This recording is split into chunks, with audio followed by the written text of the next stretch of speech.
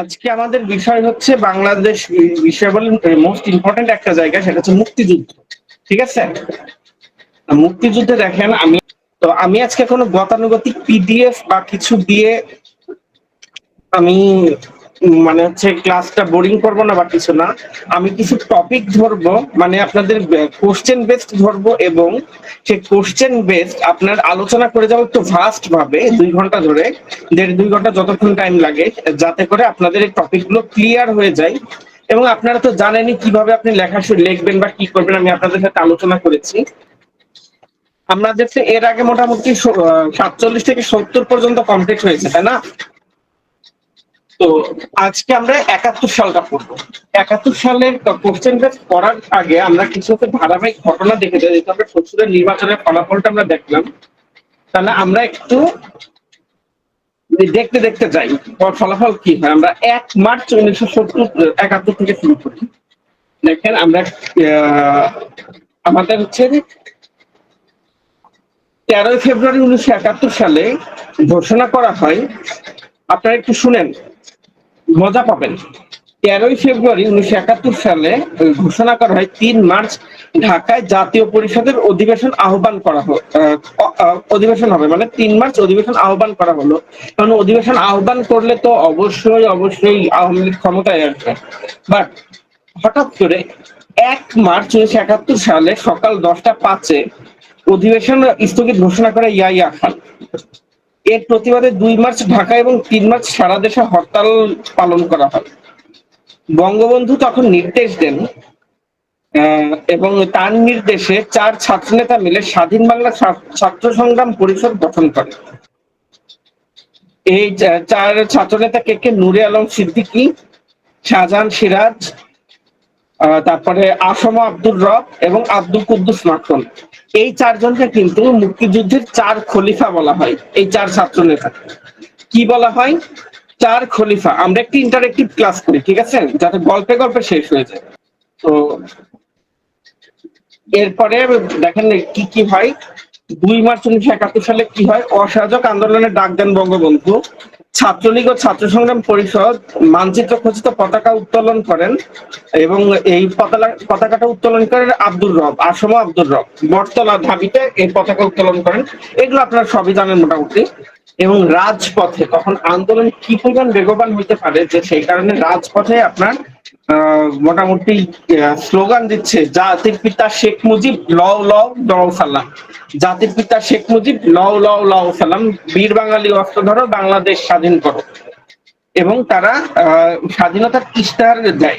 পাকিস্তানি উপনিবেশ থেকে মুক্ত হয়ে গণতন্ত্র প্রতিষ্ঠা ও সামাজিক সমাজতান্ত্রিক অর্থনৈতিক কায়েমের শপথ গ্রহণ করা হয়। এই ইশতেহারে শেখ মুজিবকে স্বাধীন এবং সার্বভৌম বাংলাদেশের সর্বাধিনায়ক ঘোষণা করা হয়।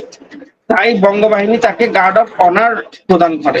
মানে বঙ্গবাহিনী বলতে কেউ যে 4 খলিফার নেতৃত্বে দেবে একটা বাহিনী গঠন করা হয়, তখন সেটা তাকে গার্ড অফ অনার ঘোষণা করা। এবং সোনার বাংলা আমি তোমায় ভালোবাসি এটাকে জাতীয় সঙ্গীত হিসেবে ঘোষণা করা হয়।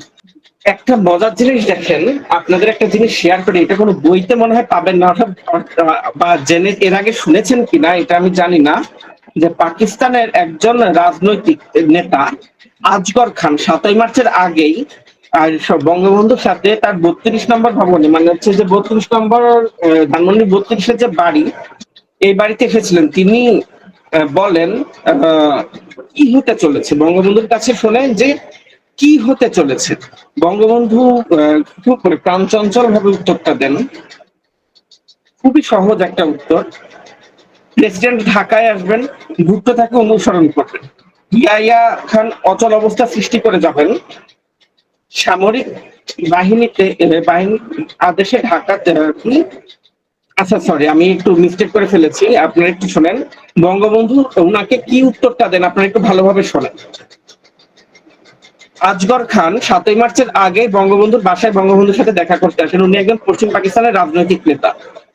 উনি বঙ্গবন্ধুর কাছে এসে প্রশ্ন করেন যে শেখ মুজিব সাহেব কি হতে চলেছে। শেখ মুজিবুর রহমান উত্তর দেন, শেখ মুজিবুর রহমান একটা উত্তর দেন। উত্তরটা হচ্ছে খুবই সহজ।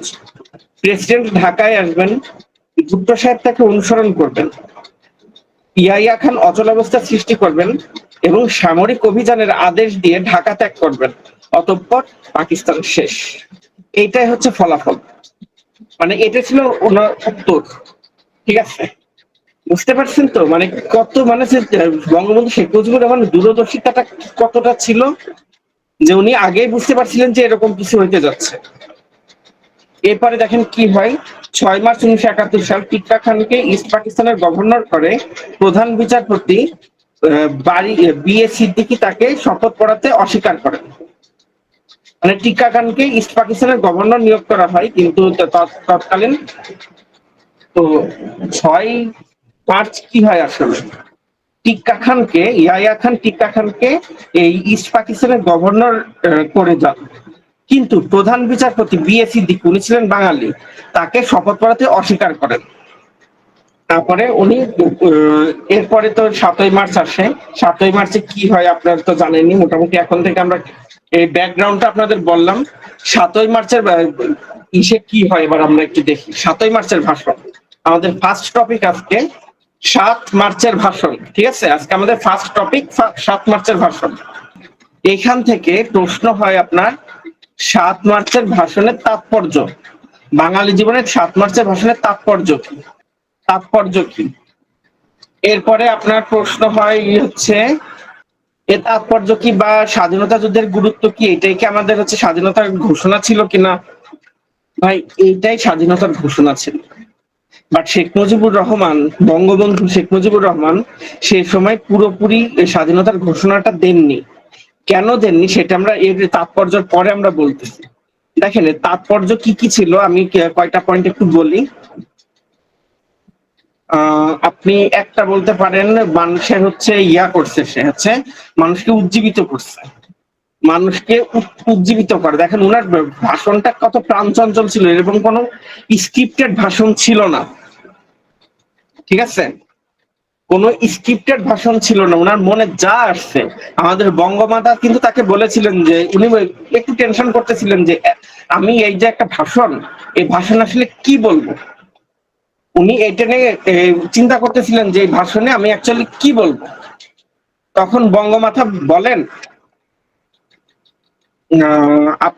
আপনি আপনার মনে যা আছে, জমানো কথা যা আছে, আপনি সেগুলো সব বলে দিন, আপনার মনের কথা সব বলে দেন। বঙ্গবন্ধু শেখ মুজিবুর রহমান লিটারেলি উনার মনে যা কথা ছিল উনি জাস্ট সেই কথাগুলোই বলে গেছেন ভাষণে, এবং এই ভাষণের মাধ্যমে কিন্তু উনি উজ্জীবিত করছেন জনগণকে, দিক নির্দেশনা দিচ্ছেন, দিক নির্দেশনা দিয়েছেন। কি রকম দিক নির্দেশনা দিয়েছেন দেখেন, প্রতিরোধের কিন্তু দিক নির্দেশনাটা এরকম করে দিয়েছেন, জাস্ট ভাষণের কয়টা লাইন বললেই হবে। গ্রামে মহল্লায় প্রত্যেক মহল্লায় আওয়ামী লীগের নেতৃত্বে সংগ্রাম পরিষদ গড়ে তোলো এবং তোমাদের যা কিছু আছে আইনে প্রস্তুত থেকো।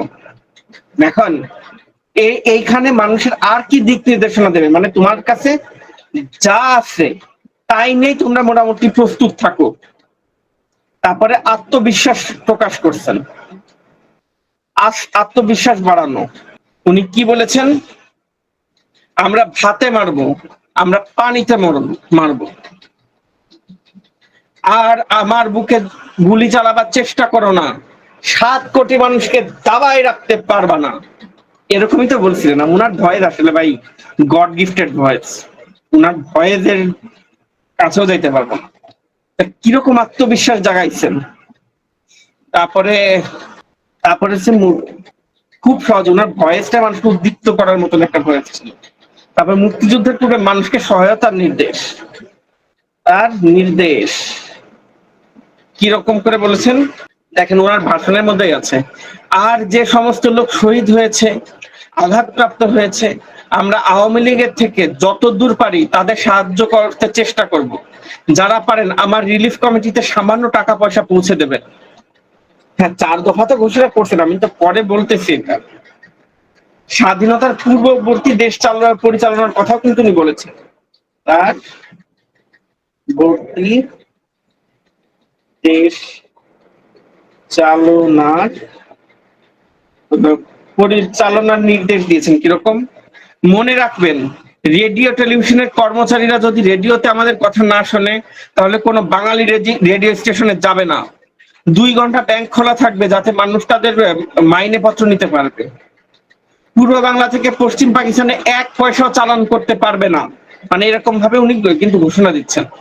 তারপর মোস্ট ইম্পর্টেন্টলি দেখুন আরেকটা তাৎপর্য কি, স্বাধীনতার পরোক্ষ ঘোষণা। আমি একটু মুখে বলতেছি, আপনারা শুনেন, স্বাধীনতার পরোক্ষ ঘোষণা।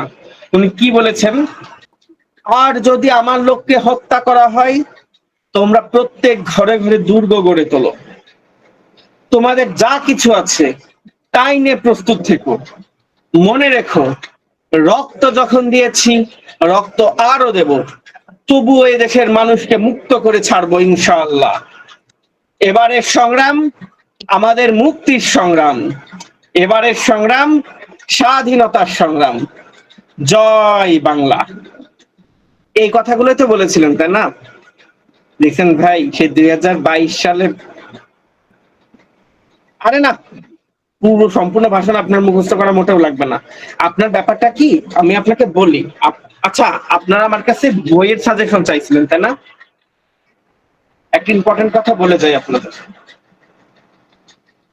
আপনারা আমার কাছে বইয়ের সাজেশন চাইছিলেন। ভাই শুনেন, আপনারা কোনো বই হুবহু মুখস্থ করবেন না। আজকে মানে ক্লাসটা খুব বোরিং লাগতেছে। হ্যাঁ, স্বাধীনতার ঘোষণাটা মুখস্থ করে ফেলবেন, এটা আপনাদের বহু জায়গায় কাজে লাগবে। আপনাদের বহু জায়গায় কাজে লাগবে। শোনেন, আপনাদের একটু বোরিং লাগলেও আজকের ক্লাসটা করেন। আপনাদের যে কত দিকে আউট অফ দা বক্স চিন্তা করতে পারবেন, আপনি চিন্তাও করতে পারতেছেন না। যাই হোক, আমার কাছে এই পর্যন্ত যা বই মনে হলো, ভাই আমার কাছে অ্যাসিওরেন্স এর বাংলাদেশ বিষয় বলে বইটা ভালো লাগছে। এটা যদি বইটা বের করতে দেরি করে, আপনারা কাইন্ডলি নীলক্ষেতের পুরানো বইয়ের দোকান থেকে মোটামুটি 43-44 যে মানে বিসিএস এর বই পান না কেন, নিয়ে ফেলেন। এটলিস্ট ইতিহাসের পার্ট গুলো আপনার পড়া হয়ে যাবে। মোটামুটি এগুলোর তো কোনো চেঞ্জ নাই। মুক্তিযুদ্ধ নিয়ে কি চেঞ্জ করবে, বাংলাদেশের ভৌগোলিক অবস্থানে কি চেঞ্জ করবে? আর নতুন বই একটা কিনলে তার সাথে আপনি অ্যাডিশন যোগ করে নেবেন। একটা 200-300 টাকা নিতে পারে হয়তো, পুরানো একটা বই কিনে নেন অ্যাসিওরেন্সের। আচ্ছা, যদি প্রিলির পরেই বের হয়ে যায়, আপনি একটা পুরানো অ্যাসিওরেন্সের বাংলাদেশ বিষয়াবলী বই আর নতুন অ্যাসিওরেন্সের বাংলাদেশ বিষয়াবলী বই উল্টায় পাল্টাই দেখেন। একটু দেখেন যে ওইখানে প্রিভিয়াস কোশ্চেন গুলো সব দেওয়া আছে কিনা, নিয়ে ফেলেন। আচ্ছা, ইউনিক নিয়েছেন, খুব ভালো। ইউনিকের ডাটা খুব ভালো দেওয়া থাকে, খুব আপডেটেড ডাটা দেওয়া থাকে। আপনার একটু কষ্ট করে, একটু টাকা 200-300 টাকা খরচ হবে, কিন্তু আপনার একটা অন্তত 43-44 রিটেনের হইলেও আপনি একটা অ্যাসিওরেন্সের বই কিনে নেন। আমি কোনো কোম্পানিকে প্রমোট করতেছি না, এই বইটাতে মানে আমার কাছে ভালো লাগছে ওদের লেখা। আমি আরো 2-1টা বই দেখলাম, আমার কাছে আসলে ওদের লেখার প্যাটার্নটা খুব একটা ভালো লাগেনি। তো যাই হোক, 7ই মার্চের ভাষণে বঙ্গবন্ধু এরকম ভাবে আগাইছেন। এরপরের বিষয় হচ্ছে ওনার, আচ্ছা, অপারেশন সার্চ লাইট, এটা সম্বন্ধে তো আপনারা জানেনই। এখানে তো নতুন ভাবে বলার কিছু নাই অ্যাকচুয়ালি। কিভাবে অপারেশন সার্চ লাইট পরিচালনা করা হয়, কি কি ঘটনা করা হয়, আপনারা টিলিতে শতবার পড়ছেন এটা। এখানে এই যে একটা ডায়লগ আছে না, kill 3 million of them and rest will কি মানে আপনার হাত চাটবে, এরকম একটা কথা বলা আছে ইংলিশে, কি জানো আমি ভুলে গেছি। এই যে এইসব জিনিসগুলো আপনারা একটু বলবেন, তাহলে দেখবেন আপনার খাতাটা খুব সুন্দর হবে। আচ্ছা, কে নকশাকারী আর কে পরিকল্পনাকারী? আচ্ছা আচ্ছা, ইয়েস, মাটি চাই না মানুষ চাই। হ্যাঁ, বলতেছি আপনাদের। আচ্ছা, আপনাদের কিছু করি, আগে কিছু টিকা আপনাদের দিয়ে দেয়। এই টিকাগুলো আপনারা যে কোনো জায়গা থেকে পড়তে পারেন। 1, তারামন বিবি। 2, কাকন বিবি, মুক্তি বেটি Kakon Bibi. 3, captain Setara Begum, big bird in case, operation big bird, very important ছিল এটা। 4, আপনার হচ্ছে ইএসএসসি। আচ্ছা, 7জন বীর শ্রেষ্ঠটা তো নাম লিখবেন, আমি বলতেছি আপনাদের।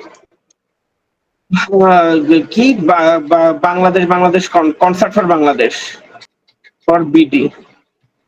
5, ব্লাড টেলিগ্রাম। 6, operation jackpot. 7, আচ্ছা, এগুলো টিকা, আপনারা বই থেকে টিকা আকারে পড়ে ফেলবেন। দেখেন এগুলো সম্বন্ধে একটু নিজে পড়ে নেবেন। অপারেশন কিলোফাইট,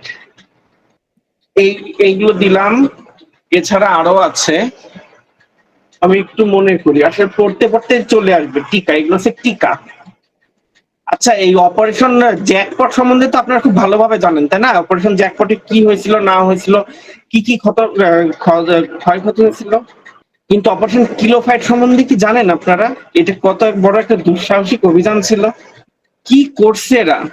অপারেশন কিলোফাইট সম্বন্ধে জানেন? মানে কি করছে তারা, কি দিয়ে কি করছে। মানে আমি এখনো মানে এটা ডকুমেন্টারি দেখতে গেলে আমার আসলে মানে কিলোফাইট এয়ারফোর্সের বিমান হামলা।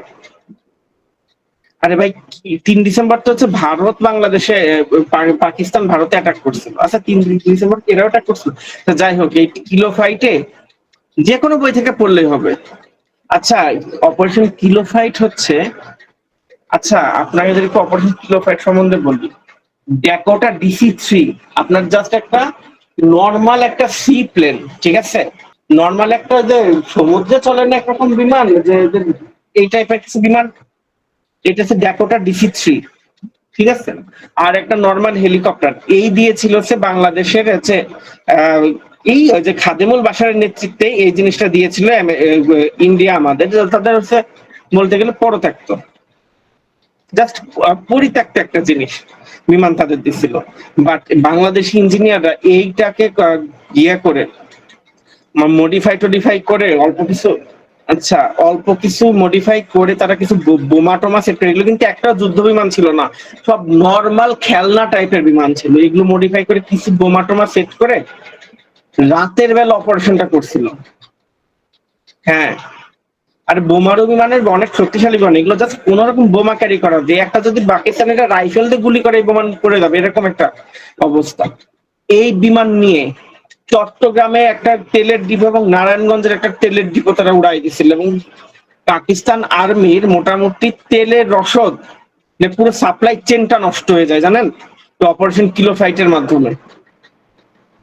মানে রাতের বেলা বিমান অপারেশন কি জিনিস আসলে আপনারা জানেন না।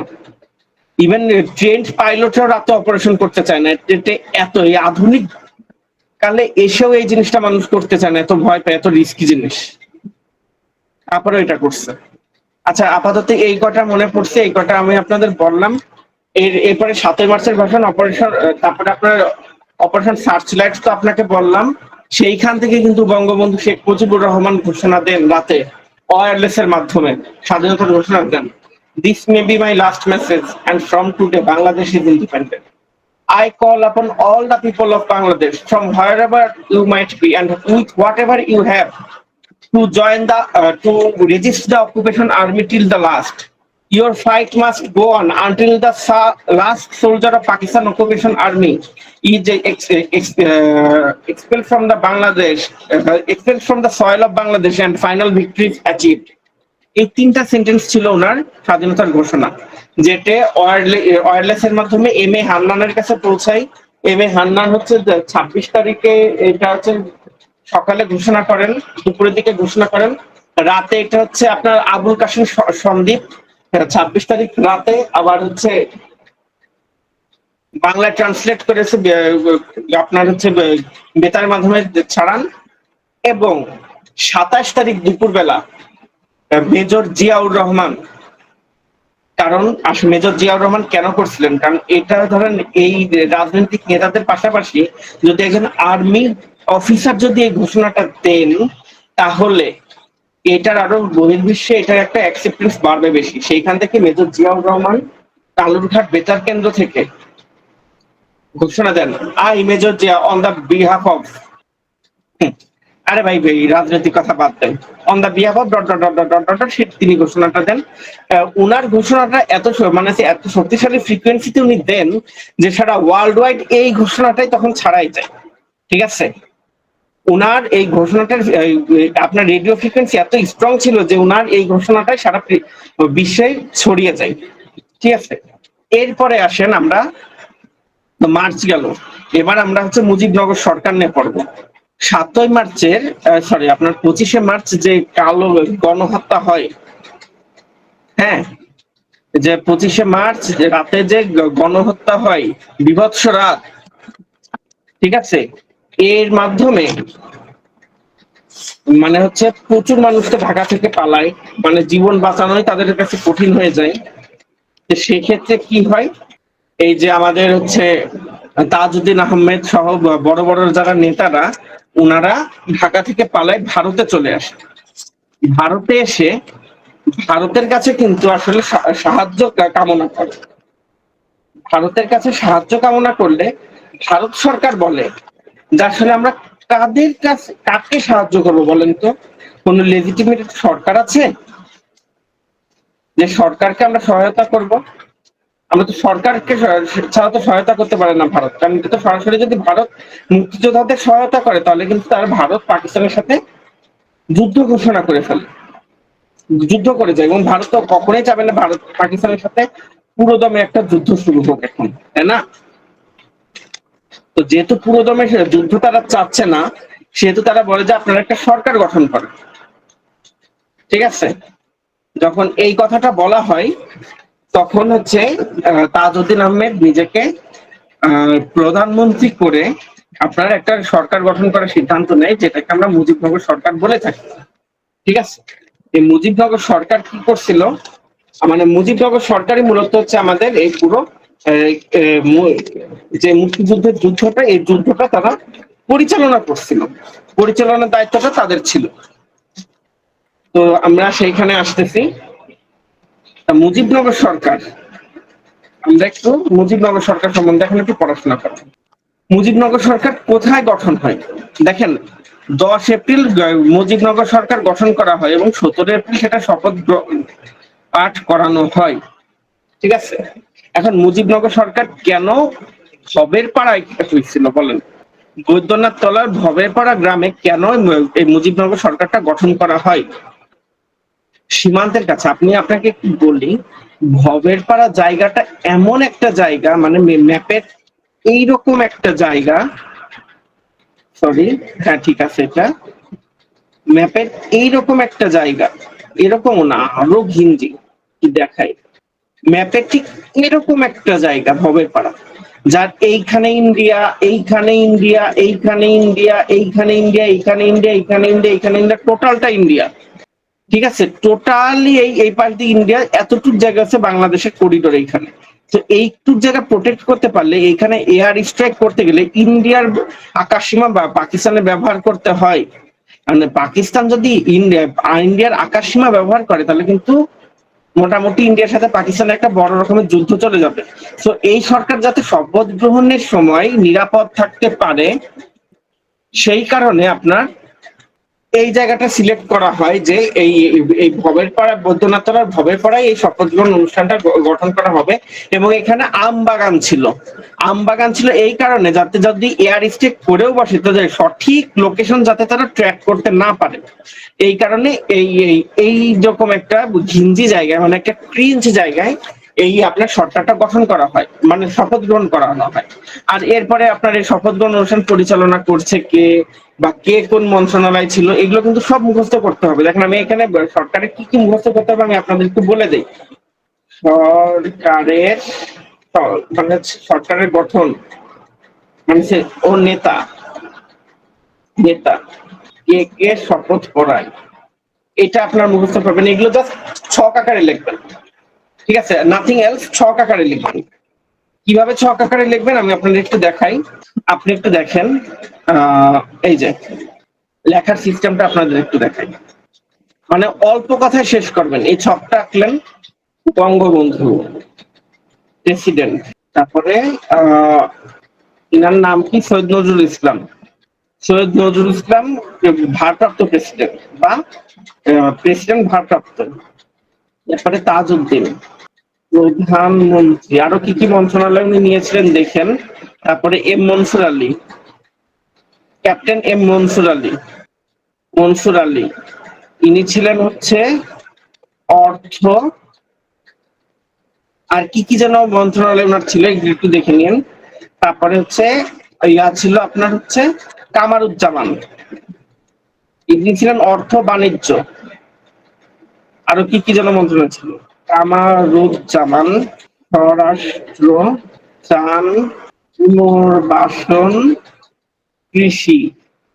আর ওই যে বড় কালপ্রিট আপনার হচ্ছে মোস্তাক। মোস্তাক কি ছিল? বিদেশ মন্ত্রী এবং আইনমন্ত্রী।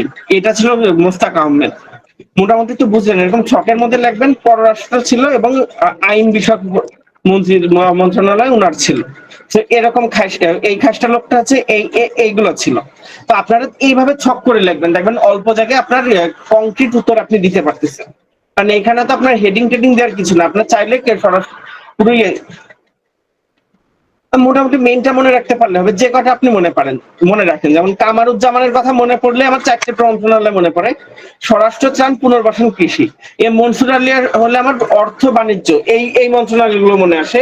তাজউদ্দিন আহমেদ প্রধানমন্ত্রী, মোস্তাক পররাষ্ট্র এবং আইন বিষয়ক মন্ত্রণালয়।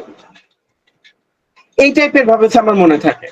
দেখেন, তারা এইভাবে হচ্ছে মুজিবনগর সরকার গঠন করা হয়। মুজিবনগর সরকার এভাবে গঠন করা হয় এবং তাদের কাজকর্ম কি আপনারা ওই এক দুইবার বই থেকে রিডিং করলে ইজিলি ক্যাপচার করে ফেলতে পারবেন। এটা আমার ডিসক্রাইব করার কিছু নাই। এরপরে আপনি আসেন মুজিবনগর সরকারের পরে আসে হচ্ছে আমাদের সেক্টর সমূহ। সেক্টর অবশ্যই স্কেল দিয়ে, এবং অবশ্যই 30 সেকেন্ড থেকে 1 মিনিটের মধ্যে এঁকে ফেলবেন স্কেল এবং পেন্সিল ব্যবহার করে। সেক্টর সমূহ বলেন, সেক্টর কয়টা ছিল? দেখেন, বাংলাদেশ 11টা জানি আমরা, সেক্টর ছিল 11টা এবং 1 থেকে 11 নাম্বার, এবং 10 নাম্বার সেক্টরটা ছিল পুরোপুরি হচ্ছে নৌবাহিনীর জন্য। এটা হচ্ছে কেন্দ্র থেকে পরিচালনা করা হতো। আমরা একটু মোটামুটি সবই জানি। সেক্টর কমান্ডারদের নাম একটা মুখস্থ রাখা কিন্তু একটু কঠিন বিষয়। আপনাদের এখানে একটা ট্রিক্স আমি শিখাই দিই, এটা আউট অফ দা বক্স চিন্তা করেন। আপনি বাংলাদেশের ম্যাপ এঁকে ফেলবেন। আচ্ছা, আপনাদের কি নাম মনে থাকে না? আমি আপনাদের একটু, আরে কি উল্টা পাল্টা করতেছেন? আপনি দেখেন এক লাইন আপনার মুখস্থ থাকবে: জিয়া, খালেদ, শফি, দত্ত, শওকত, বাশার, নাজমুল, ওসমান, জলিল, নেই, তাহের। দুইবার রিডিং করেন: জিয়া, খালেদ, শফি, দত্ত, শওকত, বাশার, নাজমুল, ওসমান, জলিল, নেই, তাহের। জিয়া ছিল 1 নাম্বার সেক্টরে, খালেদ ক্যাপ্টেন মেজর জিয়াউর রহমান, যে মেজর খালেদ মোশাররফ ছিল 2 নাম্বার সেক্টরে। কে এম শফিউল্লাহ ছিলেন 3 নাম্বার সেক্টরে। 4 নাম্বার সেক্টরে ছিল হচ্ছে চিত্তরঞ্জন দত্ত। 5 নাম্বারে ছিল মীর শওকত আলী। 6 নাম্বারে ছিল খাদেমুল বাশার, বিমান বাহিনীর উইং কমান্ডার খাদেমুল বাশার খুব সম্ভবত। মেজর নাজমুল ইসলাম ছিলেন পরমাণু শহীদ হন, তার জায়গায় আসে আপনার নুরুজ্জামান, তিনি ছিলেন 7 নাম্বারে।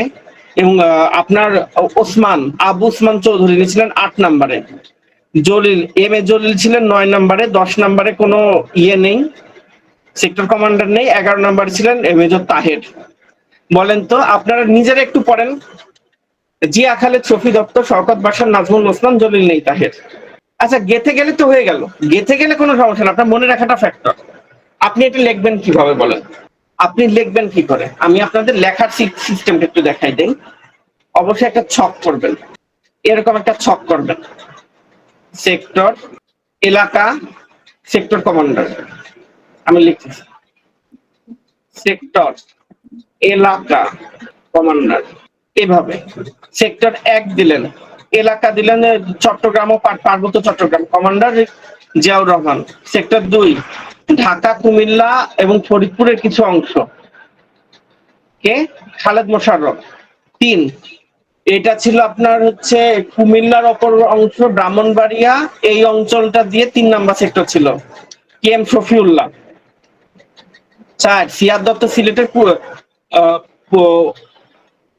দক্ষিণ পূর্বাঞ্চল, সিলেটের দক্ষিণ পূর্বাঞ্চল ছিল 4 নাম্বার সেক্টরে। 5 নাম্বার ছিল সিলেটের উত্তর পূর্বাঞ্চল, ঠিক আছে। 6 নাম্বার ছিল আপনার হচ্ছে আপনার লালমনিরহাট, কুড়িগ্রাম, ওই অঞ্চলটা। 7 নাম্বার ছিল রাজশাহী, নাটোর, পাবনা, এই অঞ্চলটা 7 নাম্বার। 8 নাম্বার ছিল যশোর, মাগুরা, নড়াইল, ঝিনাইদহ, কুষ্টিয়া, এই অঞ্চলটা। 9 নাম্বারটা ছিল আপনার বরিশাল বিভাগের এই অঞ্চলটা এবং খুলনার কিছু অংশ, সাতক্ষীরা নিয়ে। 10 নাম্বার তো বঙ্গোপসাগর, এটা সেকেন্ডের। আর 11 নাম্বারটা ছিল আপনার ময়মনসিংহ এবং টাঙ্গাইলের কিছু অংশ নিয়ে।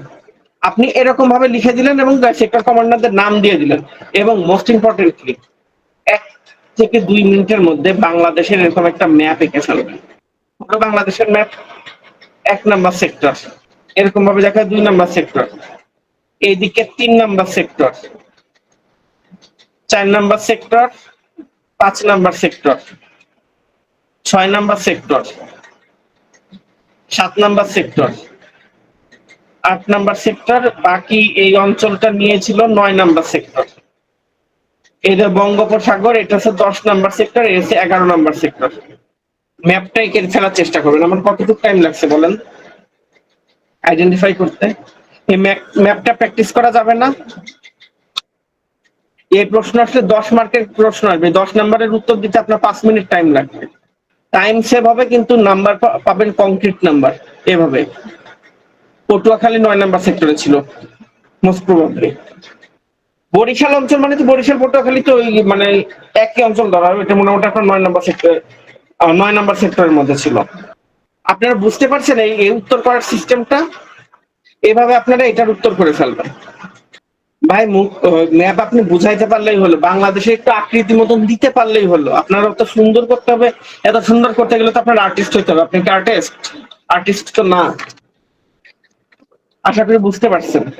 লেখবা কম, আঁকবা বেশি, ইজি একদম, মানে অল্প উত্তর হবে কিন্তু কংক্রিট উত্তর হবে, সেই উত্তরে নাম্বার পাবেন ভালো ইনশাল্লাহ। এরপরে আসেন, আপনার এই লেখার সিস্টেমটা বুঝলেন। এরপরে টিকাতে অবশ্যই 7 জন বীর শ্রেষ্ঠ করতে হবে। আর 7 জন বীর শ্রেষ্ঠ অবশ্যই পড়তে হবে। 9, স্বাধীন বাংলা বেতার কেন্দ্র। স্বাধীন বাংলা বেতার কেন্দ্র খুবই ইম্পর্টেন্ট। স্বাধীন বাংলা বেতার কেন্দ্র আপনি দেখছেন একে একে মনে পড়তেছে। আচ্ছা, আমাদের মোটামুটি সেক্টর গুলো গেল। এই সেক্টর গুলোর মধ্যে কিন্তু এই যে Z force, K force, S force, তাই না? Z K S. আচ্ছা, লাস্টে তো এস ফোর্সি। হ্যাঁ, এই ফোর্স সম্বন্ধে একটু আপনারা জেনে নেবেন, অল্প 2-1টা লাইন পড়লেই হচ্ছে আপনাদের। জিয়া খালেদ শফিক, শফি। এরপরে আপনাদের প্রশ্ন আসতেছে, মোটামুটি এটা ছিল আমাদের সিস্টেম। কি দেখি? Crack platoon, yes, most importantly এটা পড়ে ফেলবেন। Crack platoon 10, crack platoon 11, Albadr Al Shams. এটা মোস্ট কম ইম্পর্টেন্ট। মুজিব বাহিনী সব তুমি পড়তে গেলে এমনি পারবেন, ওসব ওটা আহামরি ইম্পর্টেন্ট এই জন্য বলিনি, তারপরে পড়ে রাখবেন মুজিব বাহিনী। আচ্ছা, এরপরে আপনাদের মোটামুটি যুদ্ধ তো চললো, জ্যাকপট, কিলো ফাইট, এগুলো বললাম।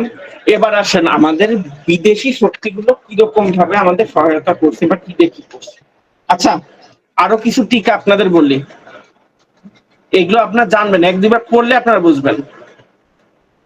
টিকা: মনির ট্যাঙ্ক যুদ্ধ, শিরোমণি ট্যাঙ্ক ব্যাটেল অফ শিরোমণি, তারপরে আপনার হচ্ছে চুপনগর ট্যাঙ্ক ব্যাটেল অফ শিরোমণি। আপনারা একটা মজার কথা জানেন, এই ট্যাঙ্ক ব্যাটেল অফ শিরোমণি এইটা পৃথিবীর 25টিরও বেশি দেশের মিলিটারিদের একাডেমিক সাবজেক্টের মধ্যে একটা।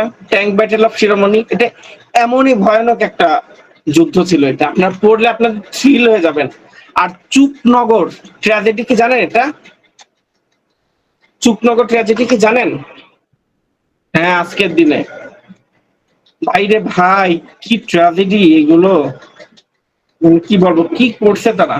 আচ্ছা, তাহলে মানে এগুলো হচ্ছে বর্বরতা। তাহলে আপনাদের একটু বলি, মানে পাকিস্তানিরা কতটা ভন্ড আমি এদের মোটামুটি লিখে দিচ্ছি। এগুলো আপনারা একটু দেখে নিলেই হবে, সমস্যা নেই, ঠিক আছে? এগুলো দেখে নিলে মোটামুটি হবে আপনাদের, আর সমস্যা নেই। এইটা হ্যাঁ, আমি এই যে এটা তো স্লাইডে থাকবে, সমস্যা নেই, স্লাইডে থাকবে। পিডিএফটা আজকে কোনো পিডিএফ না, আপনার বই থেকে পড়বেন। আচ্ছা, আপনাদের চুপনগর ট্র্যাজেডি তো মোটামুটি জানেনি। এগুলো তো আসলে বোঝানোর কিছু নেই। না ভাই, আজকে কোনো পিডিএফ হবে না। আচ্ছা, শিউলি বড়ুয়া, এটা আজকে আপনার টাস্ক, আপনি আজকে গুগল করবেন শিরোমণির ট্যাঙ্ক যুদ্ধ। উইকিপিডিয়াতে বা বিভিন্ন সাইটে পাবেন, আপনি পড়বেন। আমি কি বোঝাবো তার থেকে ভয়ঙ্কর সুন্দরভাবে বোঝানো আছে এখানে। আচ্ছা, আপনাদের তাহলে একটু গল্প বলি, গল্প শুনলে মানে আপনাদের একটু ভালো লাগবে। মানে পাকিস্তানিরা এই গল্পটা শুনলে মানে আমাদের হিন্দু ভাইয়া আপুদের মনে হবে যে কি পরিমাণ খারাপ এরা। আর মুসলমানদের মনে হবে যে সামনে পাকিস্তানের ওই কালো পাগড়ি পরা হুজুরদের ধরে জুতা দিয়ে মেরে আসে, মানে ইসলামের নামে কত বড় ভণ্ডামি করে। ভাই এগুলো সব বইতে পাবেন, আপনি কোনো টেনশন করেন না, আপনারা বই কিনেন, মানে বইটা সব পাবেন, এর বাইরে কিচ্ছু নেই এবং এর বাইরে কিছু আসবে না। মানে শোনেন, আচ্ছা যাই হোক আপনাদের বলি, যখন মুক্তিযুদ্ধের জন্য এখানে যুদ্ধ করার জন্য পাকিস্তানি আর্মিরা ওদের এই এই বাংলাদেশে পাঠানো হয় যুদ্ধ করার জন্য। কি বলে পাঠানো হয় জানেন? তারা তো আসলে কমান্ডারদের থেকে তাদের হচ্ছে মৌলানাদের বেশি মানে। ওই পাঠান পাঞ্জাবিরা এর তো মোটামুটি মাথা মোটা জাত, এরা তো মোটামুটি মাথা মোটা জাত, আপনারা খুব ভালোভাবে জানেন।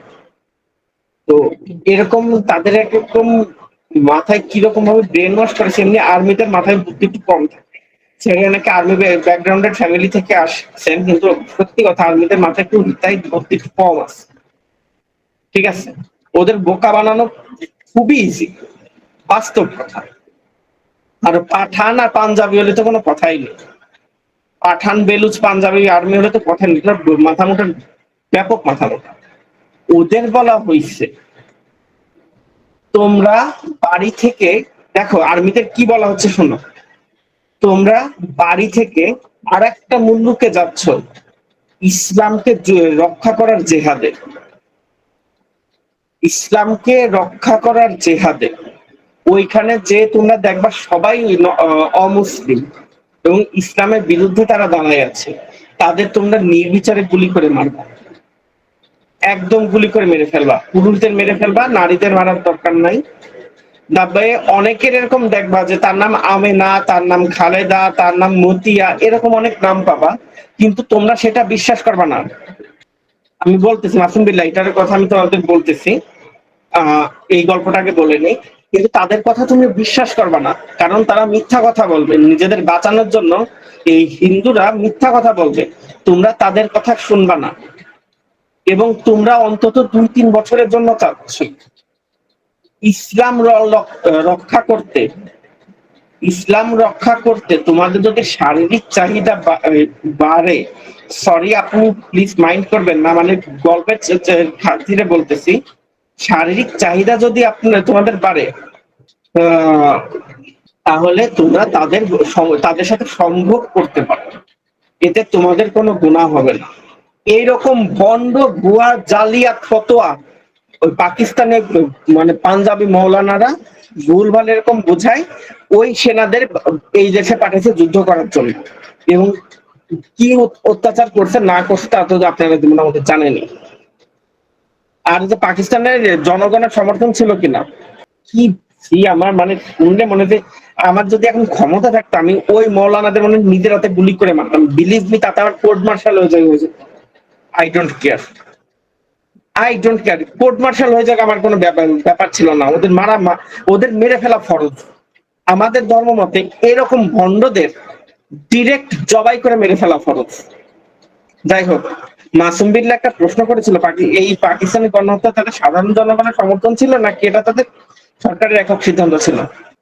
ভাই পাকিস্তানের এখনো পর্যন্ত এখনো পর্যন্ত ম্যাক্সিমাম মানুষ জানে ওই টাইমে বাংলাদেশে ভারত যুদ্ধ করে এই দুই পাকিস্তানের মধ্যে একটা বিভেদ সৃষ্টি করে দিছে, যেটা পাকিস্তানের ক্ষতি করছে ভারত, কিন্তু পাকিস্তানিরা এখানে জাস্ট অত্যাচারিত হয়ে ভারত তাদের তাড়াই দিয়ে বাংলাদেশকে তাদের গোষ্ঠীগত করে নিয়ে স্বাধীন করছে, আলাদা করছে, মানে পাকিস্তান ডিভাইড করছে, নাথিং এলস। এটা জানে পাকিস্তানের ম্যাক্সিমাম জনগণ, এখনো জানে না যে তারা কি করছে। পাকিস্তানের ম্যাক্সিমাম জনগণ এখনো জানে না যে তারা কোন লেভেলের অত্যাচার করছে। এই আমাদের জেনারেশন এসে, এই গ্লোবালাইজেশনের এই যুগে এসে আমাদের জেনারেশন এসে, যে গ্লোবালাইজেশনের যুগে এসে পাকিস্তানি আমাদের জেনারেশনের ছেলে মেয়েরা এইগুলো সম্বন্ধে জানতেছে। এইগুলোর সম্বন্ধে যখন জানতেছে, এবং আপনারা এখন খুব ভালোভাবে বুঝতে পারতেছেন পাকিস্তানের এই জেনারেশনটা বাংলাদেশিদের কি পরিমাণ রেসপেক্ট করে এবং বাংলাদেশের কাছে তারা আনঅফিসিয়ালি কতবার সরি হয়েছে। হম আর কিছু মানে মানে হচ্ছে যে মানে হচ্ছে বরাহ শাবক, বাঙালি ছিল যারা এই রাজাকারি করছে, চুগলখড়ি করছে। এখন বরাহ শাবকের আবার শুনেন না, মানে যাই হোক। আচ্ছা, এবার স্টাডিতে আসি। আমাদের তেমন কিছু জানে না, কিন্তু অল্প অল্প কিছু জানতেছে। লাল পানি রুহ আফজা খাইতেন, রুহ আফজা খেয়ে মারতেন, ভালো সুন্দর। আর থিঙ্ক পজিটিভ, বি পজিটিভ। আচ্ছা, আমাদের এ ভাই শুধু ইমনা জাহেদি কেন, আমার কাছে তো এই সাজেল আলীকেও খুব ভালো লাগে, ইকরা আজিজকেও খুব ভালো লাগে। আমি কি বলবো, হানিয়া আমিরকেও তো অত্যন্ত ভালো লাগে। এদের দেখার পরে তো একটা বাঙালি মেয়ে ভালো লাগে না। কি সুন্দর সুন্দর, নাউজুবিল্লাহ, না না না, আমি রাজা খান না ভাই। আমার ভাই কি বলবো, আপনিও পুরুষ আমিও পুরুষ। না ভাই, পাকিস্তানি বিয়ে করবো না ভাই, ধন্যবাদ। আমার গার্লফ্রেন্ড, আমার হবু বউ আমার পিটাইবে। ঠিক আছে, এখন তো গার্লফ্রেন্ড না, আমার হবু বউ আমাকে পিটাইবে। আর সে খুব ভালোভাবে জানে, সে বরং আমাকে বিভিন্ন পাকিস্তানি নায়িকা সাজেস্ট করে দিয়ে, দেখো এটা দেখো কত সুন্দর। না এখনো বিয়ে হয়নি, হবে সামনে ইনশাল্লাহ। যাই হোক, আমরা পড়াশোনা আসি। আমাদের বিদেশি শক্তিগুলো কিভাবে আমাদের সহায়তা করেছে বা কেন পক্ষে ছিল, কিভাবে ছিল না ছিল। বিদেশি শক্তির কথা বললে, বিদেশি পরাশক্তি এর মানে হচ্ছে ভূমিকা, বিদেশি পরাশক্তির ভূমিকার মধ্যে বলবেন ইউএসএ, রাশিয়া, চায়না, ইন্ডিয়া। এই চারটা মাস্ট। এক্সট্রা আরো দুইটা আপনারা দেখবেন, ফ্রান্স, ফ্রান্সের থেকে বেশি ইম্পর্টেন্ট ইউকে, ইউকে তারপরে ফ্রান্স। এই দুইজন তো ভেটো পাওয়ার যুক্ত ইয়ে, তাই না? ভেটো পাওয়ার যুক্ত না এরা জাতিসংঘের। আপনি কি জানেন এই যুদ্ধবিরতি প্রস্তাব যখন ইউএসএ দিয়েছিল, এই দুইটা দেশ কোন হ্যাঁ ভোট বা না ভোট কিছু না দিয়ে জাস্ট নিরপেক্ষ ছিল। নিরপেক্ষ থাকাতে কিন্তু অনেক কাজ হয়েছে। মানে তারা পুরোপুরি আমেরিকার এন্ট্রিতেও যেতে পারতেছে না, আবার আমেরিকাকে সাপোর্টও দিচ্ছে না, নিউট্রাল ছিল। এদের এই সিচুয়েশন নিউট্রাল থাকা মানে কি জানেন, পুরোপুরি বাংলাদেশের সাপোর্টে থাকে, বাংলাদেশের মুক্তিযুদ্ধকে সাপোর্ট দেয়া। ইয়েস, 9 ভোট হয়েছিল না সেই টাইমে। আচ্ছা, ইউএসএ কেন পাকিস্তানকে সাপোর্ট দিয়েছিল? ইউএসএ কেন পাকিস্তানকে সাপোর্ট দিয়েছিল জানেন? কারণ পাকিস্তান যখন স্বাধীন হয়ে যায়, সিয়াটো চুক্তি, ইয়েস সিয়াটো চুক্তি, পাকিস্তানে ওদের হিউজ বিনিয়োগ ছিল।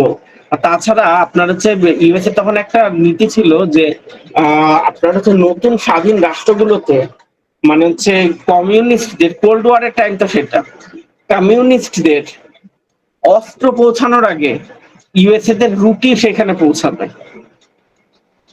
ঠিক আছে, ইউএসএ মানে এই আপনার হচ্ছে ডেমোক্রেটিকদের রুটি সেই মানে খাদ্য সেখানে পৌঁছাবে অস্ত্র পৌঁছানোর আগে। তো সেই নীতিতে পাকিস্তানের সাথে ইউএসএ খুব ভালো একটা সম্পর্ক ছিল। হ্যাঁ, ডোমিনো থিওরি। আর হচ্ছে তাছাড়া পাকিস্তান কিন্তু পুরো মধ্যপ্রাচ্যের নিরাপত্তা জিনিসটা তারা দেখতো, এবং মধ্যপ্রাচ্যে ভারত ইউএস এর অনেক বড় স্বার্থ ছিল।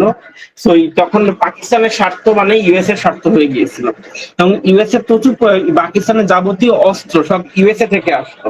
তো সেরকম ভাবে পাকিস্তানের সাথে ইউএস এর একটা অন্য লেভেলের সম্পর্ক ছিল, যার কারণে আপনার ইউএসএ পাকিস্তানকে সাপোর্ট দিচ্ছে। এবং ইউএসএ যেখানে সাপোর্ট দিবে তার এন্ট্রিতে তো অবশ্যই রাশিয়া যাবে, এবং পাকিস্তানের এন্ট্রিতে অবশ্যই ইন্ডিয়া যাবে। সো বুঝতেই তো পারতেছেন রাজনৈতিক কারণ, এবং ইন্ডিয়ার স্বার্থ ছিল, রাশিয়ারও লাভ ছিল, যেখানে যদি সমাজতন্ত্র প্রতিষ্ঠা করতে পারে তাহলে তাদের লাভ, একটা জোট হবে, তাদের দলে একটা লোক থাকবে।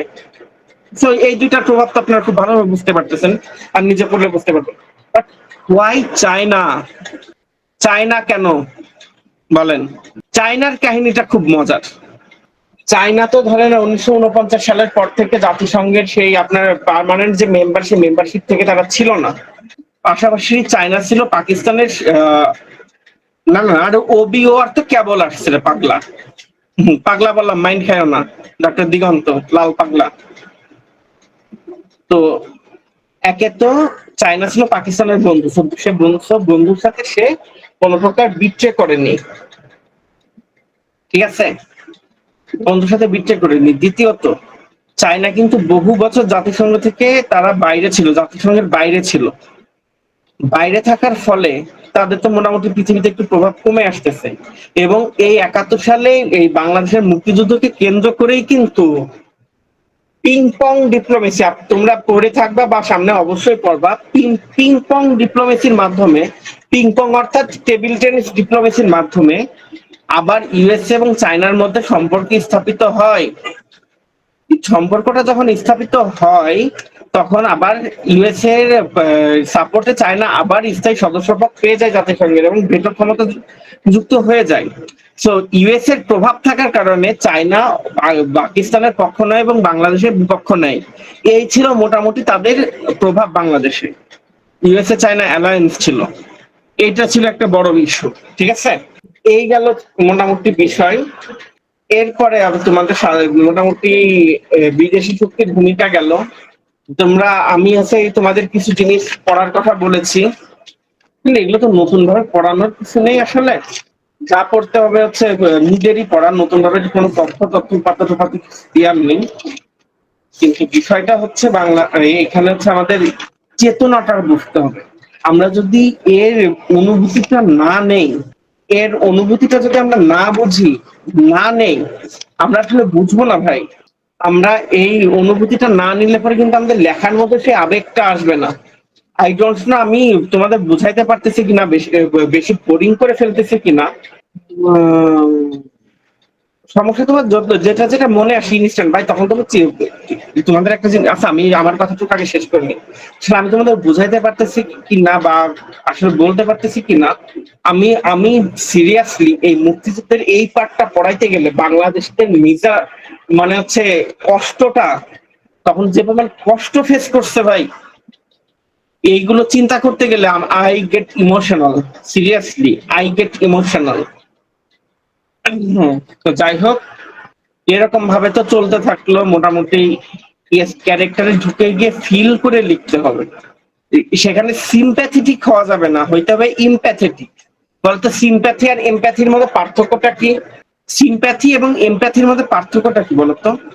Yes yes yes good. So এই জিনিসটাই মানে ইমপ্যাথেটিক হয়ে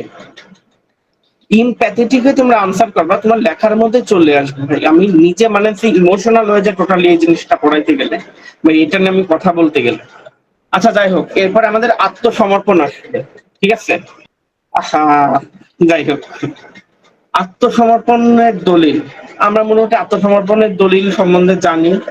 এখন বলো তো, আমাদের আত্মসমর্পণের যে ঘটনাটা ঘটে বা যা হয়, মোটামুটি আমরা সবই এর ইতিহাস আর এখানে যেভাবে পড়াই, এখানে কিছু নতুন ভাবে বলার কিছু থাকে না। আমি আসলে নতুন বলতেও যাবো না, তোমরা মনে সবই জানো, বলে বুঝতে পারবা। আমাকে একটা প্রশ্ন করো তো, মানে আমাদের তখন হচ্ছে আমাদের আর্মি চিফ তো ছিলেন আমাদের MAG ওসমানী, মোহাম্মদ আব্দুল গনি ওসমানী। উনি ছিলেন চিফ, কিন্তু আত্মসমর্পণ দলিল যে সিগনেচার হয় সেখানে উনি কেন না থেকে গ্রুপ ক্যাপ্টেন AK খন্দকারকে পাঠান? আতাউল গনি ওসমানী, উনি কেন AK খন্দকারকে পাঠান এই কারণেই, কে থাকেন ওইখানে, পদমর্যাদার বিষয়। পূর্বাঞ্চলীয় মিত্র বাহিনীর অধিনায়ক লেফটেন্যান্ট জেনারেল জগজিৎ সিং আরোরার কাছে পাকিস্তান সামরিক প্রশাসক এবং পূর্বাঞ্চলীয় কমান্ডার অধিনায়ক লেফটেন্যান্ট জেনারেল আমির আব্দুল্লাহ খান নিয়াজি আত্মসমর্পণের দলিলে সিগনেচার করেন। কিন্তু সেখানে উনি যদি একজন যেহেতু জিতে গেছে, তার মানে উনি কিন্তু ফিল্ড মার্শাল হয়ে গেছেন। General MAG Osmani field marshal হয়ে গেছেন, কিন্তু ফিল্ড মার্শাল তো এদের সাথে যেতে পারবে না। এই জন্য chief of staff group captain AK খন্দকারকে পাঠানো হয়। এই জিনিসটা মাথায় রাখবা, খুব বেশি ভাবে মাথায় রাখবা এটা। গেল। আচ্ছা, এইখানে তোমাদের একটা গল্প করি আমি। হ্যাঁ, গল্পটা মনোযোগ দিয়ে শোনো, একটু ইমোশনাল করে দেই তোমাদের। ইমোশনাল না করলে আসলে তোমরা ফিল পাবা না ভাই। একটু ইমোশনাল করি। হ্যাঁ, এই গল্পটা আই থিঙ্ক তোমরা এর আগে কখনো শুনোনি। রোবাতি মাহালি, এই নামটা কি তোমরা আগে শুনছো কখনো? রোবাতি মাহালি, আই ডোন্ট নো। এটা হচ্ছে, আপুরা মনোযোগ দিয়ে শোনো, সবাই শোনো। এটা সিলেটের একটা আছে পাহাড়ি সম্প্রদায় আছে, সেটা হচ্ছে মাহালি সম্প্রদায়। ঠিক আছে, এই মাহালি সম্প্রদায়ের নেতা যখন শেখ মুজিবুর রহমানের অর্ডারে সবাই হচ্ছে যুদ্ধে নেমে গেল, ঠিক আছে। তখন এই মাহালি সম্প্রদায়ের নেতা তাদের ইয়াং ছেলেদের বলে যে তোমরা যুদ্ধে অংশগ্রহণ করো। তো ওই সম্প্রদায়ের মোটামুটি যারা ইয়াং ছেলেরা আছে তারা যুদ্ধে অংশগ্রহণ করছে, মুক্তিযুদ্ধ করছে, এবং বৃদ্ধ নারী এবং শিশু, মোটামুটি বৃদ্ধ নারী শিশু এরা হচ্ছে তাদের ওই গ্রামে থেকে গেছে। গ্রামটা একটা বস্তি মতো জায়গা আর কি, গ্রামের মধ্যে তো যেরকম থাকে পাহাড়ে। তো এরা হচ্ছে ওইখানে থেকে গেছে, তারা মোটামুটি ওইখানে থেকে গেছে, কিন্তু তাদের ইয়াং ছেলেরা সব যুদ্ধে চলে গেছে। আমি এই কাহিনীটা শুনছি ডিরেক্ট ওই অপারেশনের যিনি কমান্ডার ছিলেন সেই কমান্ডারের নিজের মুখে। ওনার একটা সেশন আমি করছিলাম এই কয়দিন আগেই করছি আমার ট্রেনিং এর মধ্যে। তো উনি বলতেছিলেন এরকম যে পরবর্তীতে তোমার যখন তোমার হচ্ছে ইয়ে হয়, এই আত্মসমর্পণের সময় কাছে আসছে 13-14 ডিসেম্বরে, রোবাতি মাহালি, রোবাতি মাহালি, মাহালি সম্প্রদায়ের। তো বলি তা ওই পাকিস্তানি যে ওইখানকার কমান্ডার ছিল তারা মোটামুটি ইনফরমেশন পেয়ে গেছে যে এই গ্রামের বা এই সম্প্রদায়ের সবাই মুক্তিযুদ্ধে অংশগ্রহণ করছে। সো স্বাভাবিকভাবে সেই গ্রামটা তারা দখল ঘেরাও করছে এবং 8-10 জন পুরুষকে, মোটামুটি বৃদ্ধ পুরুষকে তারা অ্যারেস্ট করছে। করার পরে আর কি বাকি পুরুষরা সব পালাইছে, আর শিশু নারী এবং শিশুরা সেই টাইমে তাদের ঘরের দরজা আটকাই দিয়ে ঘরের মধ্যে আশ্রয় নিছে ভয়ে। পাকিস্তানি আর্মি কমান্ডার ওইখানে বলতেছে যে আমি তোমাদের চোখের সামনে এই 10-12 জনকে গুলি করে মারবো, এবং যারা পাহাড়ের জঙ্গলের মধ্যে যে পালাইছে তাদের আমরা অপারেশনের মাধ্যমে খুঁজে খুঁজে নিয়ে গুলি করে মারবো। আর নারী এবং শিশু যারা ঘরের মধ্যে পালাইছে তাদের জন্য আমি আর কোনো গুলি অ্যামুনিশন খরচ করবো না, অর্থাৎ গুলি খরচ করব না, তাদের জ্যান্ত আগুনে পুরাই মারবো। কারণ সে খুব ভালো করে জানে যে চারপাশে আগুন দিয়ে দিলে এক পাশে শুধু একটা ঢাল আছে, সে ঢালটা গড়াই কেউ পড়লে বাঁচবে না, মারা যাবে, ওইখান থেকে পড়া সম্ভব না। তো সে পাকিস্তান আর্মি সেখানে আগুন দিয়ে দিল। ফিল করো, পুরো গ্রামের বস্তিতে আগুন দিয়ে দিল। কি অবস্থা হতে পারে, দরজা জানালা সব বন্ধ, সব তো ঘরের মধ্যে পুড়ে মারা যাবে। সেই টাইমে ওই সম্প্রদায়ের 17 বছর বয়সের একটা আধুনিক মনা মেয়ে, তাকে আধুনিক মনা মেয়ে বলা হয়েছে কেন, কারণ ওই সম্প্রদায়ের মধ্যে একমাত্র রোবাতি মাহালি সে শাড়িতে কুচি দিয়ে পড়তে পারতো, কুচি দিয়ে শাড়ি পরতে পারতো, এবং সে বেশ আধুনিক ছিল আর কি, পোশাক আশাক সাজগোজের সে অনেক আধুনিক ছিল।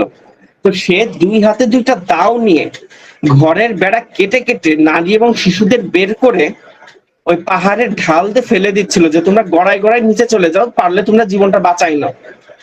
এভাবে সে আছে তাদের সেভ করে। তো পাকিস্তানের আর্মি সে কমান্ডার পাহাড়ের উপর থেকে দেখতেছে যে একটা মেয়ে এরকম করতেছে। হ্যাঁ, তো সে কি করলো, কিছু আর্মি সৈনিক পাঠাই দিয়ে সে মেয়েটাকে আটক করালো। করাই তার কাছে আনার পরে সে কি অর্ডার দিল জানেন? 10 জন সৈনিককে অর্ডার দিল যে এই মেয়েটাকে ওই গাছের পিছনে রেপ করো, এবং তাকে 10 জন মিলে রেপ করো। যখন তাকে রেপ করা হয়, সরি ফর মাই ওয়ার্ডস আপু, যখন মেয়েটাকে রেপ করা হয় সে মেয়েটা চিল্লাচ্ছিল এবং কাঁদছিল যে আমি আমার জীবন বাজি রেখে তোমাদের রক্ষা করেছি, এখন আমার সাথে এরকম একটা অন্যায় করা হচ্ছে, তোমরা আমাকে রক্ষা করো। আমি আমার জীবন বাজি রেখে তোমাদের আমি রক্ষা করেছি, এখন তোমরা সাহস করো, আগায় আসো, আমার সাথে অন্যায়টা হচ্ছে, তোমরা আমাকে রক্ষা করো। Believe me, no one even march forward to save her. তাকে কেউ রক্ষা করতে যায়নি। ফলে এরকম 10 জন মিলে যদি একটা মেয়েকে গ্যাং রেপ করে, মেয়েটার কি বেঁচে থাকা সম্ভব? এবং মেয়েটা এরকম চিল্লাইতে চিল্লাইতে হঠাৎ করে তার চিল্লানি থেমে যায়, তার মানে সে মারা যায়। তারপরে প্রায় 3-4 দিন যাবৎ সেই ওই মাহালি সম্প্রদায়ের লোকজন, সরি আমি ইমোশনাল হয়ে গেছি অ্যাকচুয়ালি, মাহালি সম্প্রদায়ের লোকজন জঙ্গলের মধ্যে পাতা খেয়ে ঘাস খেয়ে কোনোভাবে জীবন ধারণ করছে। তারপর এর মধ্যে মুক্তি বাহিনী যখন খবর পেলো যে এরকম একটা ব্যাপার, তারা হচ্ছে তাদের রেস্কিউ করলো। ওই কমান্ডার জহির ছিলেন ওইখানে, তখন তিনি ক্যাপ্টেন জহির ওই কমান্ড দিয়েছিলেন, মুক্তি বাহিনীর কমান্ড দিয়েছিলেন। তা উনি যে হচ্ছে তাদের রেস্কিউ করে, তাদের খাবার দাবারের ব্যবস্থা করে, সবকিছু তাদের কাছে শোনে এবং তাদের আবার পুনঃপ্রতিষ্ঠা করে দেয় গ্রামে। তারপরে তারা সেফলি থাকে। তার পরে ওই ক্যাপ্টেন লেফটেন্যান্ট কর্নেল হয়ে রিটায়ার করছে। পলিটিক্যাল কারণে সে রিটায়ার, তাকে বাধ্যতামূলক অবসর দেওয়া ছিল বাংলাদেশ আর্মি থেকে। তো সে প্রায় ওই মুক্তিযুদ্ধের ৩৫ বছর পরে ওই গ্রামে ঘুরতে গেছিল, মাহালি সম্প্রদায়ের ওই গ্রামে ঘুরতে গেছিল, যে মোটামুটি কেউ তাকে চিনে না। না চিনলে একটা মোটামুটি বৃদ্ধ একটা লোক তাকে চিনে ফেলে, যে আপনি আমাদের সেই মুক্তি কমান্ডার না, যে আমাদের বাঁচাইছিলেন, রক্ষা করছিলেন। সে চিনে ফেলে এবং তাকে প্রচন্ড আদর আপ্যায়ন করে, তাকে মানে সে বলতে গেলে মাথায় তুলে রাখার মতন একটা অবস্থা সেই সম্প্রদায়। বাচ্চাদের সবাইকে সে কাহিনী বলে, সে কিভাবে রেস্কিউ করছিল এরকম। যাই হোক, ওইদিকে না যাই। তো ক্যাপ্টেন জহির তার ওই যে লোকটা তাকে চিনে ফেলে, সে ছিল তখন মাহালি সম্প্রদায়ের নেতা। তা সে তার কাছে ক্যাপ্টেন জহির শোনেন যে ভাই, সেই রুবাতি মাহালির কি আর কোনো খোঁজ পাওয়া গেছে, বা তার কি অবস্থা জানেন, আপনারা কি তাকে আর পাইছেন খুঁজে? ওই লোকটা বলে যে তাকে আমরা আর কখনো দেখিনি, কিন্তু সে মাঝে মধ্যেই আসে।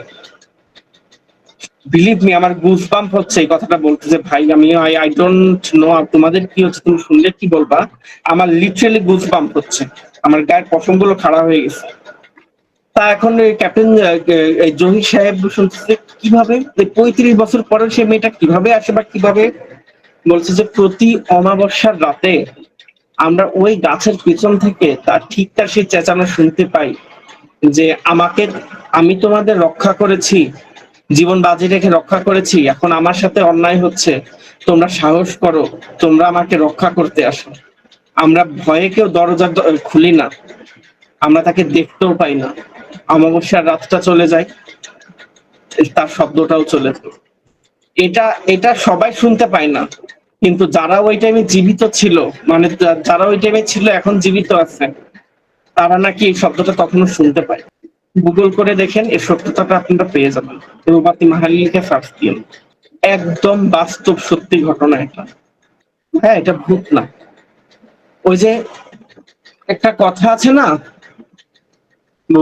কি জানো, সরি আমি হচ্ছে ছোট গল্পটা ভুলে গেলাম, ক্ষুদিত পাষাণের মনে হয় না কিসের জন্য, ওই যে নায়িকা মারা, যে সে প্রমাণ করেছে যে সে মারা যায় নাই বা কি দেখি এরকম একটা আছে না। তো রুবাতি মাহালি মারা যেও ওই টাইমে যারা এই বিভৎস চিৎকারটা শুনছে, কিছু তারা করতে পারেনি, তার অপরাধ বোধ থেকে তারা এখনো বুঝতে পারে, তার শব্দ শুনতে পায়, তাকে শুনতে পায়। হ্যাঁ, কাদম্বিনী মরিয়া প্রমাণ করিল সে মরে নাই, এক্স্যাক্টলি তাই। এই কাদম্বিনীর এই লাইনটার মতো নেই, ইয়েস, এই আত্মগ্লানিতে কষ্ট পায়। এটা কিন্তু একটা বাস্তব ঘটনা। এরকম ভাবে নৃশংস অত্যাচার করছে কত মেয়েদের। এই যে মুক্তি বেটি কাকন বিবি নাম বলছি না আমি, কাকন বিবিকে 15 জন মিলে রেপ করছিল, তারপরে সে সামহাও বেঁচে ছিল জানেন।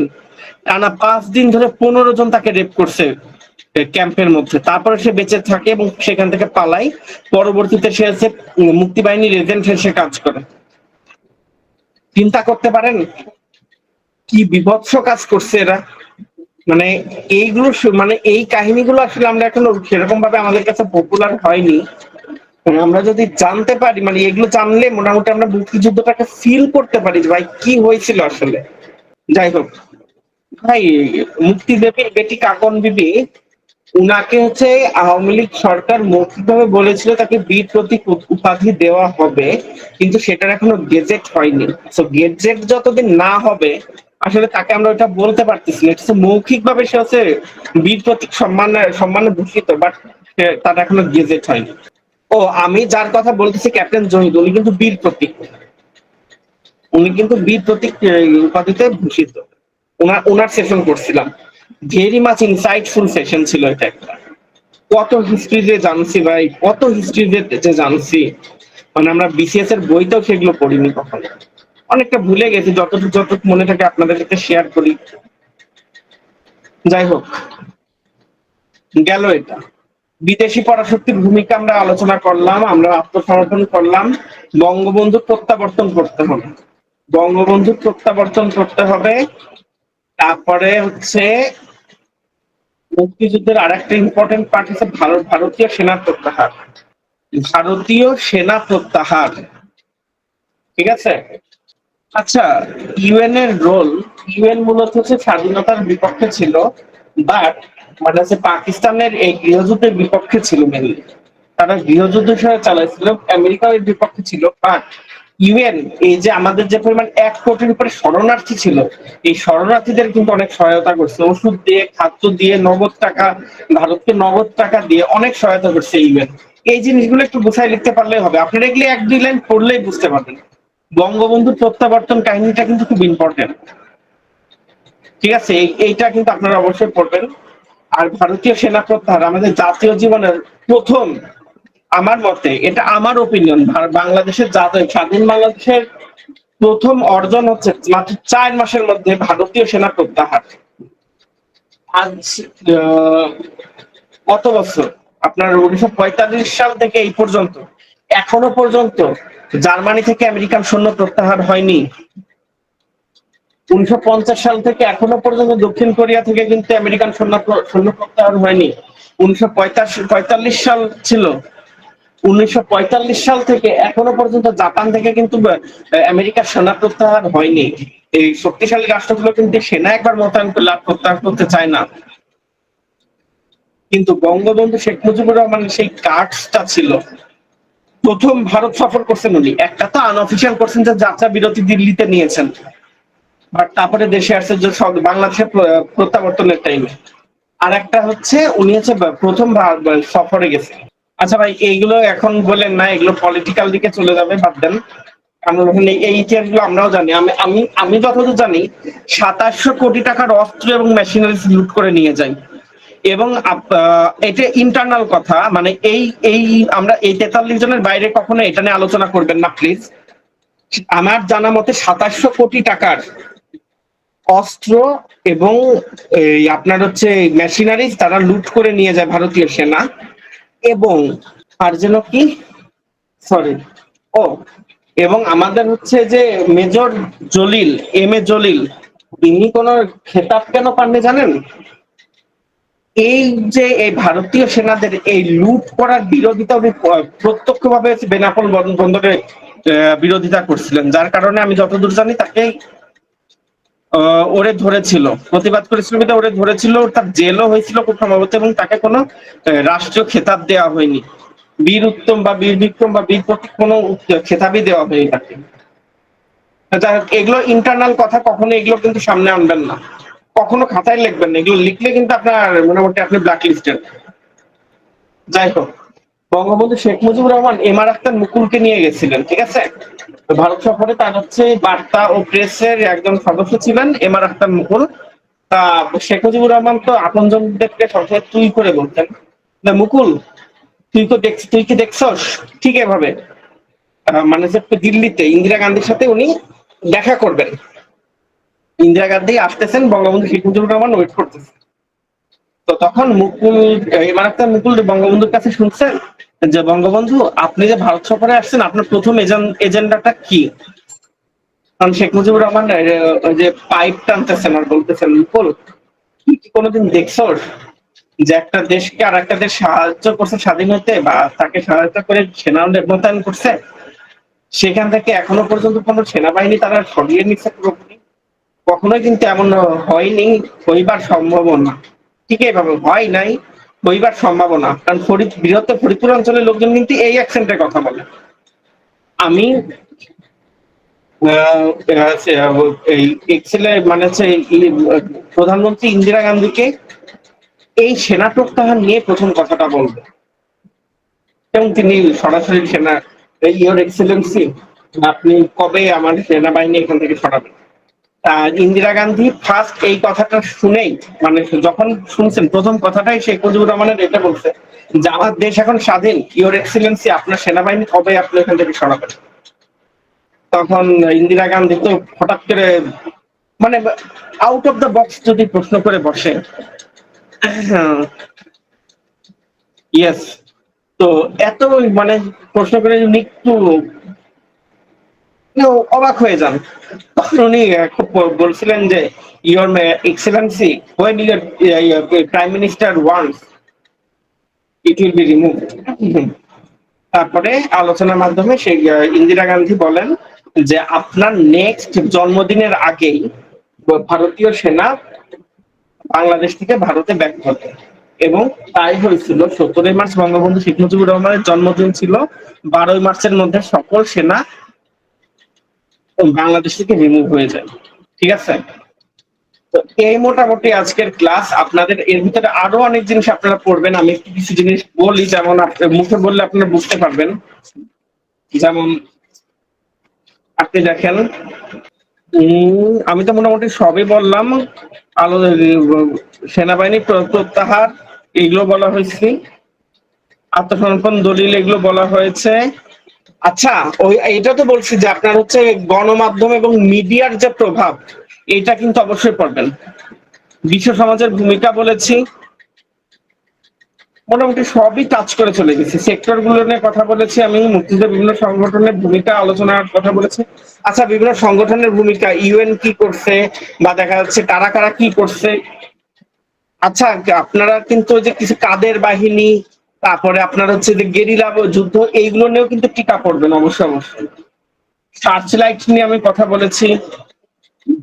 7জন বীর শ্রেষ্ঠ থেকে তাদের নাম, আচ্ছা আমি বলে দিচ্ছি, 7জন বীর শ্রেষ্ঠ থেকে তাদের নাম, তারা কোন সেক্টরে যুদ্ধ করেছে, আর হচ্ছে তারা তাদের এখন কবর কোথায় আছে। এই 3টা ডাটা পড়ে রাখবেন, এনাফ, আর লাগবে না। নাম, কোন সেক্টরে যুদ্ধ করেছে এবং তাদের কবর কোথায় আছে, একটু পড়লে হবে। অ্যাকচুয়ালি নামটাই আসে, তারপর আমরা সেফটি হিসেবে এগুলো একটু পড়ে রাখবো। ওইসবে ওইসব আপনারা ইচ্ছা মতন পড়তে পারেন, সমস্যা নেই। স্বাধীন বাংলা বেতার কেন্দ্র অবশ্যই পড়বেন এটা। মোটামুটি এইগুলোই পড়ে গেলে আরো আপনারা যখন বই কিনবেন, ওইখানে আরো নতুন নতুন কিছু কোশ্চেন পাবেন, যেগুলো ইম্পর্টেন্ট মনে হবে। 2-4 বার রিডিং, 1-2 বার রিডিং করলে আপনাদের মুখস্থ করা লাগবে না, আপনারা এমনি পেরে যাবেন। মুক্তিযুদ্ধ এত কঠিন কিছু না, কারণ এটা আমরা হৃদয় দিয়ে ধারণ করি, তো আমাদের কাছে অনেক সহজ লাগে এটা। যাই হোক, আপনাদের কোনো কোশ্চেন আছে আজকে? শোনেন, আপনারা পিলিতে যা পড়ছেন, বিলিভ মি, পিলির জিনিস দিয়ে আপনারা রিটার্ন পার করে আসতে পারবেন। কিছু জাস্ট এরকম একটু পিলির তথ্যগুলোই গোছাই প্রেজেন্ট করতে পারলে আপনার রিটার্নটা মাস্টার ক্লাস একটা পরীক্ষা হবে। আপনাদের কারো কোনো প্রশ্ন? And how was the class? আবার তো আপনাদের সাথে অনেকদিন দেখা হবে না, আবার খুব ইন্টারেস্টিং একটা ক্লাস নেব, সংবিধানের ক্লাস। আচ্ছা, আপনারা সংবিধানের কোন বইটা কিনছেন বলেন তো? বই কি কিনে ফেলছেন? আচ্ছা আচ্ছা, ওকে, আরিফ খানের বইটা নিয়েই হবে। আমরা সংবিধান হলেই হচ্ছে। তো আমরা নেক্সট ক্লাস আমরা সংবিধান নিয়ে আলোচনা করবো, এবং সংবিধানে রিলেটেড আমরা হচ্ছে পড়বো। হয়তো জুনের 1 তারিখে শিডিউল আছে, দেখা যায় কবে হয়। আশা করি শিডিউল মোতাবেকই হবে। আমার জন্য দোয়া করবেন। আর আপনাদের কোনো কোশ্চেন থাকলে প্লিজ বলেন। সংবিধান আর মুক্তিযুদ্ধ থেকে আপনার 60 মার্ক অন্তত আসবে, মিনিমাম 60 থেকে 70 মার্ক আসবে। না না না, কঠিন না, কঠিন না। আরে সংবিধান সবই ইজি। আমি আপনাদের ক্লাস নেব, আপনাদের সংবিধান কত ইজি হয়ে যাবে দেখবেন, আপনারা অবাক হয়ে যাবেন সংবিধান কত ইজি জিনিস, ইনশাআল্লাহ। এবং আপনাদের শুরুতে সংবিধান পড়ার সিস্টেমটা একটু ধরাই দেবো। আপনারা কন্টিনিউয়াসলি প্রথম থেকে পড়তে থাকলে সংবিধানে ইনশাআল্লাহ আপনারা আমার মতো আমার কথা মতন পড়লে দেখবেন আপনার কংক্রিট নাম্বার অ্যাচিভ করতে পারবেন ইনশাআল্লাহ, যে টাইপের প্রশ্ন আসুক না কেন। ঠিক আছে, তাহলে আজকের মতন বিদায়, শুভরাত্রি।